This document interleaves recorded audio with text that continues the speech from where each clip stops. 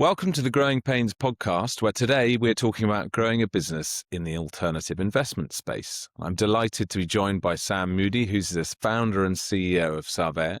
Sam, how are you? I am very well, thank you, Harry. I'm pleased to be here chatting to you today. Excellent. Likewise, it is an absolute pleasure to have you. So, if you're happy, why don't you kick us off with kind of the vision and the mission, I guess, behind Savea and what you guys are trying to achieve? Sure. So, firstly, we're a fintech infrastructure company. Our job is to tokenize or digitize physical assets and create scalable investment products. So, think ETF-like structure built on chain and backed, in our case, by physical assets. So, our belief is that blockchain is the basis, the foundation for the next 30, 40, 50 years of global financial markets. So we're infrastructure bringing inaccessible, inefficient assets into this modern ecosystem. Brilliant. And then, so with that in mind, what are you guys looking for in terms of this year? What's the growth trajectory you're on, and what stage are you at in terms of building the business? We're at the stage where we're trying to do absolutely everything at the same time. It's great. We started Savea 4 years ago. We had a couple of years of very under the radar, I suppose, stealth, where we're doing a lot of R&D. I used to be based in Singapore, so a lot of the initial work was done in Singapore. I'm now back in London, of course. In 2025, we got our regulation, which was a huge thing. That was an 18-month job spanning multiple jurisdictions and involving a lot of lawyers. So that was a huge, huge job for us last year. And then we actually finished off 2025 by soft launching the product. I say soft launching, it was a kind of private launch to some of our existing networks, so quite small scale. 2026, we have to publicly launch. We're targeting between 3 and 5 million pounds of initial sales. And we're fundraising at the same time as going to market. Ideally, you wouldn't be doing the two at the same time, but I don't think ideal ever really factors into startup life. So the wheels are well and truly working. And obviously with all of that going on in the background, what have you found, I guess, the pros and the cons of going to a niche pool of investors in the first place, but also a unique product to the market? It's challenging. It's definitely challenging. The underlying product, or the product that we're building, is a fine wine market index tracking investment. So it's like having an ETF tracker of the S&P 500, but tracking the wine market. You're having to explain, or you expect a base level of knowledge on alternative assets, so like passion assets, as we refer to them as. But then you've got to layer in this extremely innovative, I believe, groundbreaking technology that is blockchain, not to be confused with, say, cryptocurrencies, Ethereum or Bitcoin, which are just assets built on top of blockchain technology, but the base level tech itself. It's niche, it's complicated, and from a regulatory perspective, it's evolving on a monthly basis at quite a fast pace. So to find investors that have a base level of understanding or interest at kind of the cross section of those two is really, really narrow. Like, it's not something that automatically appeals to a lot of investors because it doesn't necessarily resonate, or the technology, it's assumed, just operates quietly in the background, and they don't feel like they've got a strong connection to it. I often use the example of being, I don't know, say a microbrewery as the polar opposite, because everyone understands beer. Everyone likes beer. And it's something that immediately you think, great, I like the branding, I like the taste. I'm going to become an investor because I'm also a customer. It's really hard for people to put themselves in a position where they see themselves being a customer. And that's part of the problem. We're trying to make these investment vehicles, which are otherwise for the few, the top 0.01%, we're trying to make them for the many. So in doing so, we also need to try and showcase that the investment in the company, an equity investment, can also be for the many, not just for the few. Um, so it's tough. I guess that's true on both sides, because I suppose you're looking at a market that's fairly traditional, old-fashioned, matching it with a product that is the total opposite of that. And obviously in the middle there is the investment space and a base layer of understanding. But when it then comes to sales, is there a bit of education to be done there as well about the future of this type of product in something like wine investment? So education is is a massive topic. I know that seems like it's stating the obvious, but maybe not for the obvious reasons. For the first year after we started kind of coming out of stealth mode, going a little bit public on social media and with PR and interviews, initially we thought, okay, education is going to be key. Education on the technology, on the product, on how it all works. And as time has gone on, we're realizing that actually the projects, the companies, or maybe the collaborations which are being most successful do not prioritize education. They prioritize customer experience. So the customer is not thinking, what is this blockchain technology? I need to understand it before I use it. They're thinking, is my return better? Do I have to change my habits? If the answer is yes, return is better, and no, I don't have to change my habits, great, sign me up. And the easier that switch is, the easier the migration, the more likely they are going to adopt. So I'm actually trying to move away from feeling the need to educate. Partly it's because we're obviously proud of what we've developed, and we want to tell people about how clever and how cool is smart contract coding, but people don't care. So I'm trying to look at it from a product perspective through the lens of, at the same time, I'm trying to look at it through the eyes of my nearly 80-year-old father, who can open up an account with an email address and a password and can send a bank transfer. That's the minimum requirements to become a customer of ours, to invest in this sort of wine index. I'm also looking at it through the lens of my oldest nephew, who's 22, 23, and thinking, how is his generation wanting to interact with investment products? They don't want to be going through a Hargreaves Lansdown or St. James's Place. They want a digibank feel experience that's purely from their phone, no bricks and mortar, and they want access and exposure to all sorts of assets in one place. What they do not want to be doing is understanding, what are the rails underneath it? Like, how does it all work? How does it all happen? They don't care. We're in this attention economy where I think you almost don't have the luxury of educating people. You just have to make it as easy as possible, remove the friction.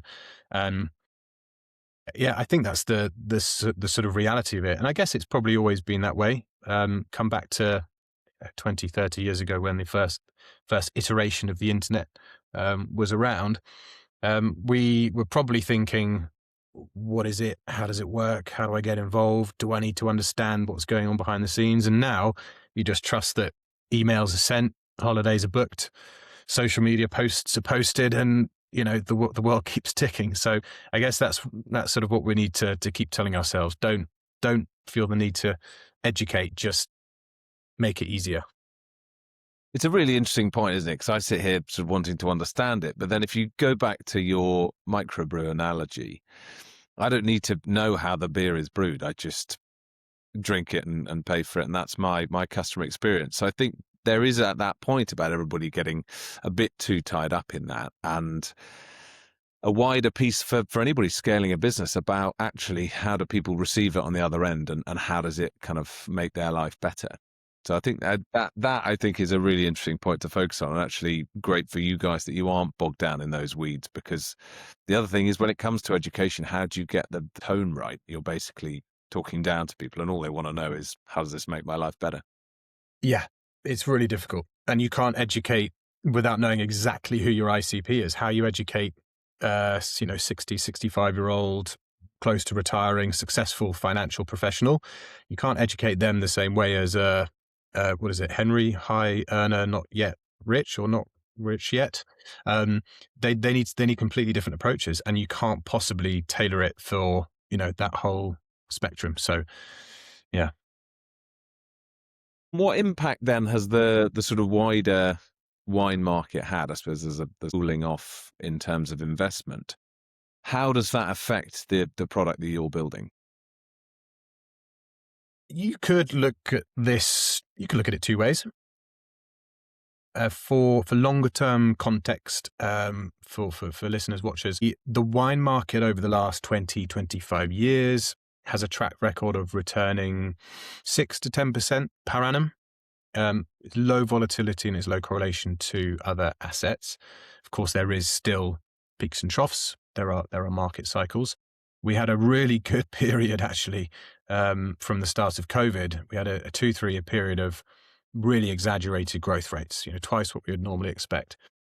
So we expected some sort of price correction, but what we've had really from the end of 2022 to, in fact, late last year, was the largest correction in the history of the wine market, or at least the modern history of the wine market, where the benchmark index, that's the LiveX 1000, that's the index we track, lost nearly 30% in value.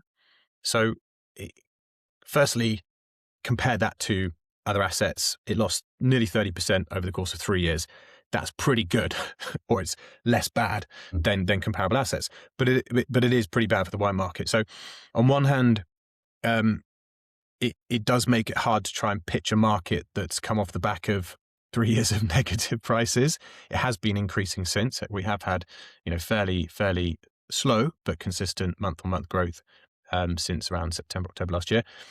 But human psychology is messed up. Like, when it comes to retail, as soon as we see something on a discount, even if you don't need it, I want it. Look, I've got to have it because it's 20-30% cheaper than it was before. Yeah, but you don't, it doesn't factor in your life.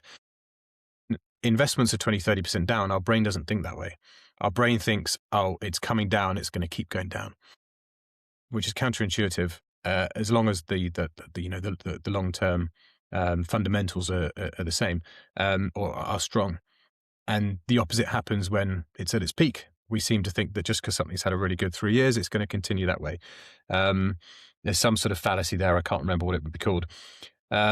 So it's difficult because we're slightly battling uphill, but it's good because anyone that does take a little bit of a leap of faith at this point, in 2-3 years' time, will almost certainly be reaping the rewards. So it feels tough now, but we'll look back on it and think, actually, that was the ideal timing, really. In terms of, I guess, bringing your product to market, what do you say to people in terms of the incentive to get involved now, use this type of product, and essentially gain access to a market that traditionally they might not have had? That is a really difficult question to answer, and it's the one we struggle with almost every day. My background is in traditional wine investment. I've got 14 years in the sector. The way I used to approach it was with active management of individual portfolios. So think a bit more like private banking. A client would invest however much, to tailor the portfolio specifically for them, and we'd trade a collection to their risk profile, their horizon, their return expectations, that kind of thing. Obviously, what we're doing now is just passive index exposure. So it's not to do with timing the market, it's time in the market, which does make it much harder to have a why now. I used to be able to go to a client and say, we've got this amazing stock, picked it up at a 10 or 15% discount. We've only got limited quantity, and these are the reasons why we think it's going to drastically outperform the market. Now, I can't go to someone and say, the index is still here. It's up 0.5% on last month, or it's down 0.5% on last month. The why now becomes much less about trying to time the investment and the asset class, and becomes much more about some sort of deeper psychology. Like, what are you tapping into? What are their main motivators? Is it fear? Is it greed? Is it a mix of both? Are they going to be more triggered by capital preservation? In which case, I mean, we've got so much chaos in the world today. People should be really thinking about more capital preservation. What's safer? What's less volatile? What's less correlated? So we've got to play a little bit more into that narrative. But the why now does become much harder. I suppose on a more macro shift, the big bet, as I mentioned before, is that all assets are moving on chain. Blockchain will be the basis. So the sooner you can migrate into that system, the better, because it will become harder as time goes on, I believe. And you having made that shift, obviously, from the more traditional market to a technology-driven space, how have you found that transition? I guess it's that sort of expectation versus reality of being a founder in this space. It's been wild. Uh, um, the wine industry is historic. It's incredibly traditional. It's romantic. It's not very diverse. There's not a lot of innovation. There's no innovation. Let's be honest. But it's charming. Yeah, it's really charming because of it. And I got to travel around the world, meet incredible people, drink incredible wines, and do incredible things. So coming from an industry that is very stuck in its ways to moving into technology that is being, developed and designed and evolving, on a daily basis, the shift is huge and has been really, really difficult. But I've loved the challenge. I mean, initially, I never saw myself working in fine wine investment. So then to think that I've completely pivoted to be working in, fintech innovation is a funny thought. But it's been a lot of challenges over the last 4+ years since I made the change. Just a huge amount of learning.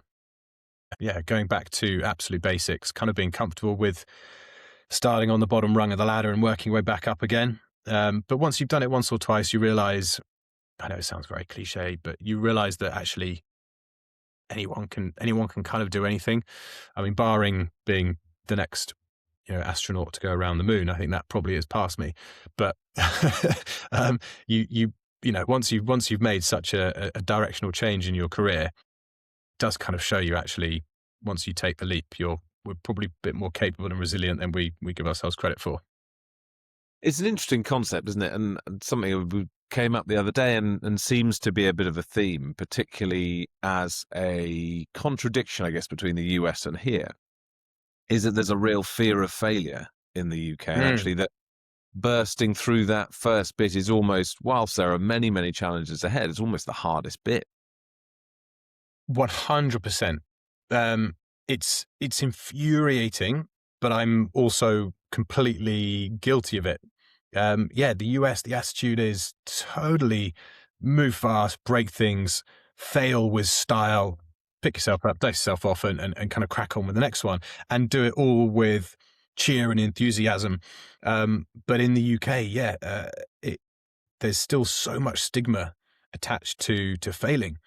I mean, if you just use something like LinkedIn as an example, if you took a poll of 100, maybe 1,000 US entrepreneurs, they wear the 3 times founder, 2 times failed. The 2 times failed is a badge of honor. That's look what I did. I failed twice, but look what I've learned from it.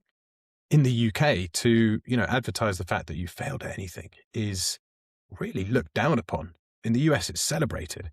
But similarly in the US, success is celebrated. We're kind of stuck right in the middle. Someone in the US that has the American dream and they forge their own path and have immense financial success or social impact is absolutely the dream. I mean, look who's leading the country. In the UK, as soon as someone slightly puts their head above the parapet or steps outside of what we consider an acceptable amount of wealth or success, the first thing we do is attack them and try to drag them down from business to politics and in everything. So we really are stuck between a rock and a hard place. Can't succeed and too much, but also you're not allowed to fail. can't be seen to do either. You got to sit completely in the middle at all times. Yeah, yeah. How do you then take that into your team and building a business? How do you set the appropriate level of, this is the level of risk that we're prepared to take, the amount of mistakes, I'm happy for you to sort of go and make, and trust people to really take those risks and make sure that you aren't within those confines that you mentioned? I'm not really sure what my approach to that is, actually. Now you mention it. It's probably different for different members of the team. Some are in roles which are quite binary. It's, logistics, it's operations. It kind of needs to be accurate, needs to be precise, and there are processes to follow. Others, say in the sales department, you want them to be, confident and bullish, and stepping on a few toes is okay, and don't hold back. And if people get a little bit annoyed, then dial it back. But the truth is, we're still a small team, really. There's seven of us full time in the UK, and then we've got a venture studio that's invested in us. So we've got another dozen fractional staff dotted around the world. But you kind of just have to trust that everyone's getting on with their own thing and doesn't need the hand holding. It's hard enough being a founder. You're already involved in sales and product and legal and regulation, a little bit of accounting and everything. But you have to just learn to sit back and trust they've got their lane covered. And they're going to do the best they possibly can, whatever that means. And what's your approach been to sort of hiring and making sure you get the right people in? We're in a fortunate position that we have this venture studio who have provided a huge amount of resource over the last 4 years, particularly in tech, design, development, legal, creative as well. On our side, I'm certainly guilty of, hiring too quickly and firing too slowly in the past. But I think until people warn you about it, but until you've actually gone through that process yourself, it's really hard to put into practice, because it just doesn't feel very British. We've had a bit of a kind of blended approach to hiring. Some from within the network, some people that I've worked with, successfully in the past. Some which were exec search hires, pulled away from senior positions elsewhere. And to be honest, overwhelmingly the best route, I say, for hiring is through LinkedIn. It's just super low cost. Nowadays you can post as much or as little about a job position as you like, and the reach is massive. That's a really, it's not going to be pulling in like, super high ranking talent, but for the for the mid to lower tiers, it's pretty good what it can do. And as a founder, rather than say, you move away from being a manager of people, as a founder, what is it that you want to see from people within your business that gets you kind of excited and think, you're going to be a good fit?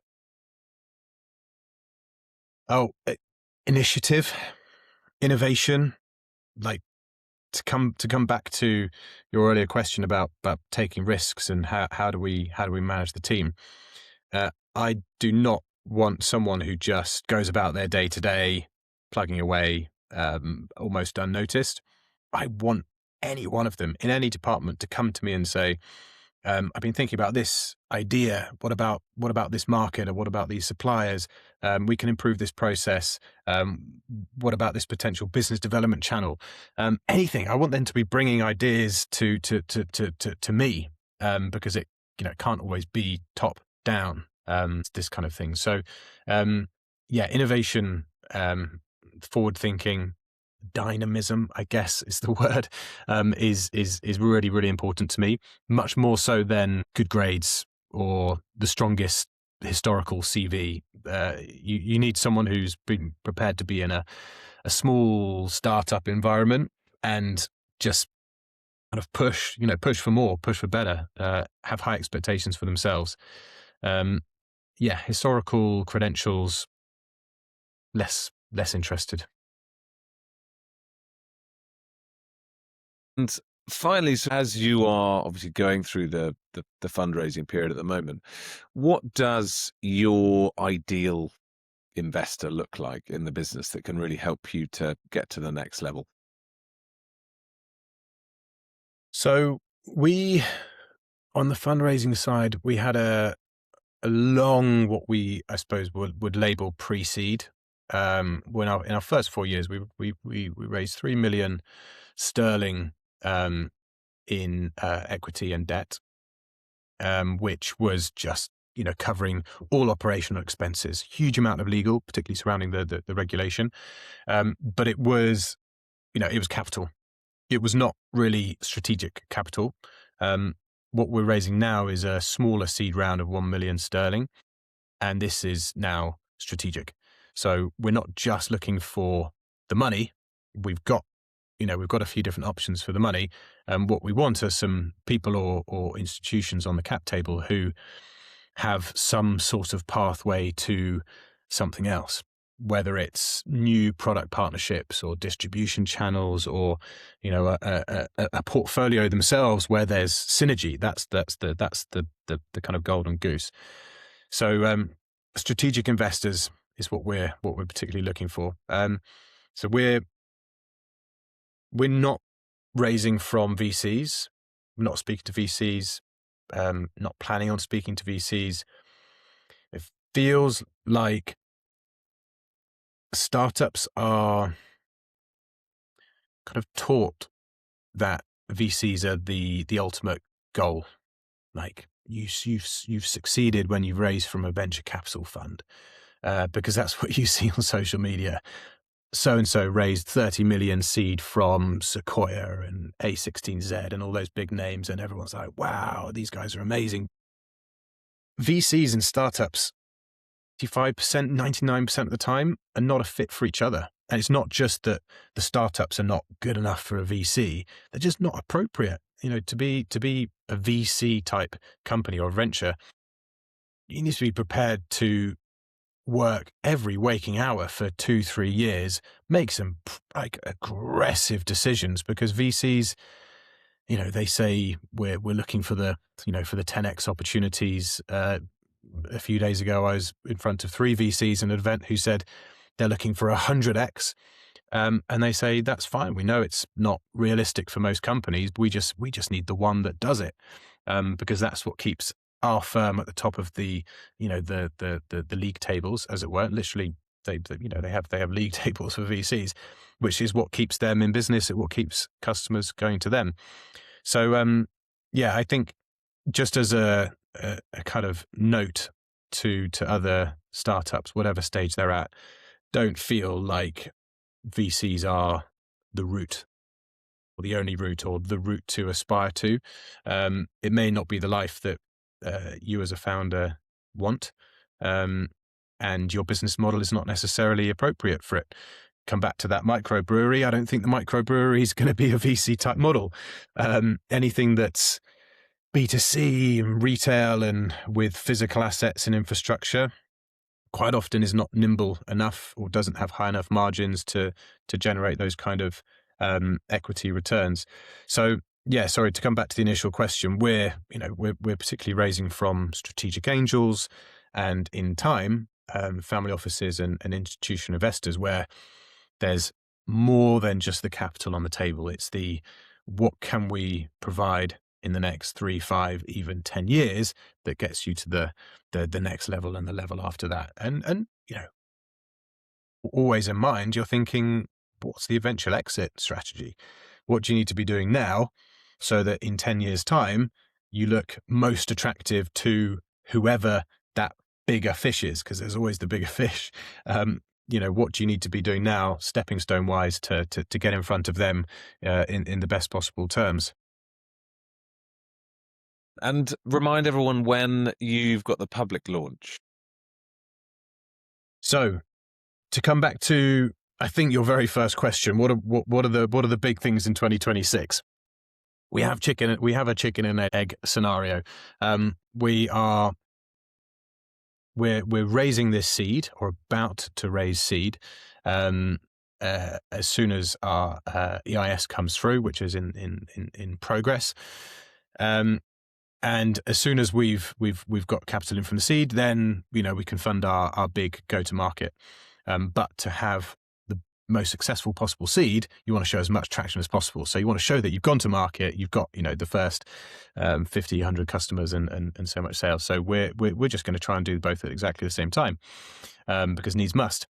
So public launch of the product. June, best case scenario, maybe July. So 2 to 3 months time from time recording, and launching the seed round will be imminent, next couple of weeks. So any fintech angels actively allocating in the Web3 space, please do get in contact. Yeah, so angels and customers all take note. It's a busy year and get involved. Huge year. Fantastic. Thank you so much, Sam. It's been an absolute pleasure to speak to you, and I'm sure lots in there for listeners in various different departments to glean from it. Thanks very much. Awesome. Thank you, Harry.